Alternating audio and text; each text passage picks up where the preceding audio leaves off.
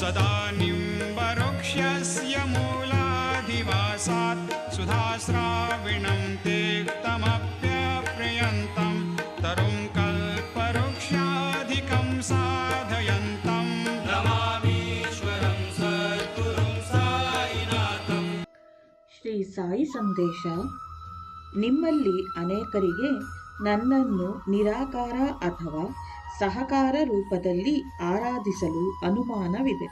ನನ್ನನ್ನು ದೃಢಚಿತ್ತದಿಂದ ಮತ್ತು ಏಕಾಗ್ರತೆಯಿಂದ ಆರಾಧಿಸುವಲ್ಲಿ ಅತಿ ಆನಂದಕರ ಅನುಭವವಾಗುತ್ತದೆ. ನನ್ನ ಬೋಧನೆಯಲ್ಲಿ ಆಧ್ಯಾತ್ಮಿಕ ಶಕ್ತಿ ಅಡಗಿದೆ ಮತ್ತು ನಿಮ್ಮ ಮನಸ್ಸಿನಿಂದ ಇಂದ್ರಿಯಗಳ ಚಾಪಲ್ಯವನ್ನು ದೂರ ಮಾಡುತ್ತದೆ.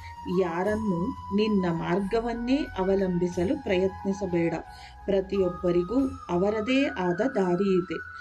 ನೀನು ಆಧ್ಯಾತ್ಮಿಕ ಪ್ರಪಂಚದಲ್ಲಿ ಯಾರನ್ನು ನಂಬಬಾರದು.